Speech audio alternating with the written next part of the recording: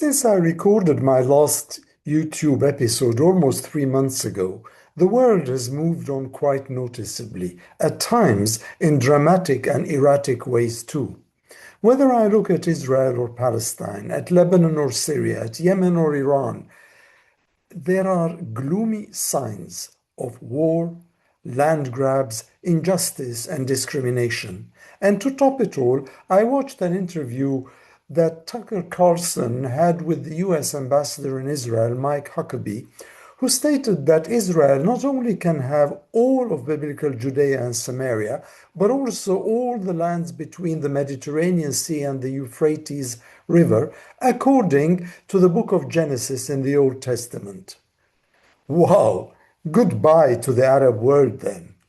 But to counter such time-frozen interpretations, I sat down to watch also another interview by Tucker Carlson with Reverend Faris Ibrahim, a Palestinian-American pastor who hailed originally from Beit Sahur near Bethlehem and who now lives in the States. He drew a horrid picture of the daily realities of Palestinian Christians and Muslims too, living under occupation and apartheid in Gaza and the West Bank. Horrible stuff that remains largely hidden and under the radar. But have you noticed the increasing number also of posts on social media that have to do with Christians in the Levant these days? I don't know if this is coincidental or deliberate, but people I'd never heard of are talking about their faith, reflecting upon their Christian witness, and referring to the huge challenges facing them. They are also defying Western Christian attitudes that they claim aren't interested in them as fellow believers, but more interested in simply coming to Israel, looking at historical and biblical sites without ever meeting the local Christians and then going back home. Pilgrimage done, dusted, spiritual box ticked to their satisfaction, back in the plane.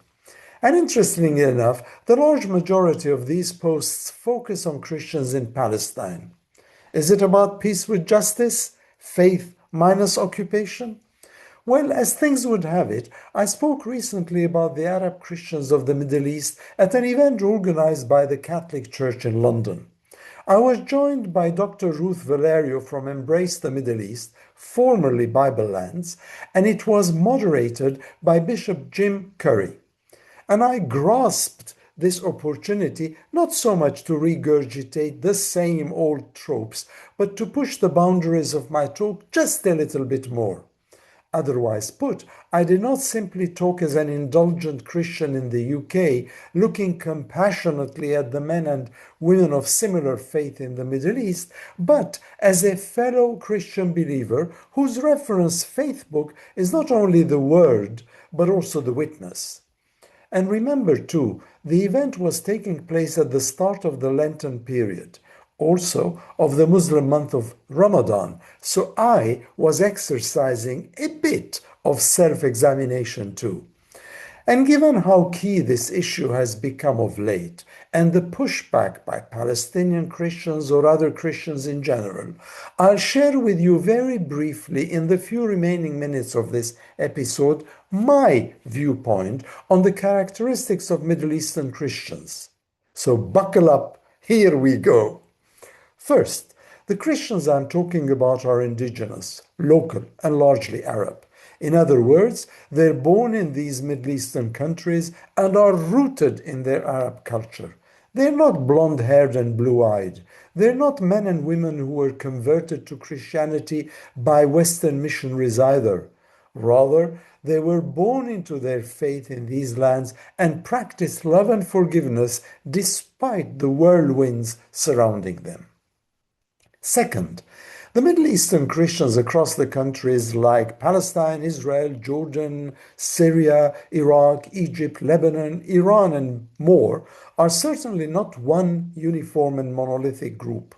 Rather, they all have separate constructs, separate associations, separate challenges, and separate issues too that are pertinent to their own countries of origin. An Egyptian Copt, an Iraqi Chaldean, a Syrian Assyrian, a Jordanian Latin, a Lebanese Maronite, a Palestinian Anglican, or an Iranian Armenian encounter different issues and challenges in their daily lives. There is no one broad brushstroke that defines them. This also means that their relationships with their Muslim fellow citizens also differ from one country to the other. Third, we in the West often refer to the migration of Christians as a sign that Arab Christians are all fleeing to safer pastures in the West because they're all being persecuted by Muslims. Well, it's quite true. One could find many instances of real or perceived persecution in most of these countries, in varying degrees too. But the overriding reason for migration remains economic.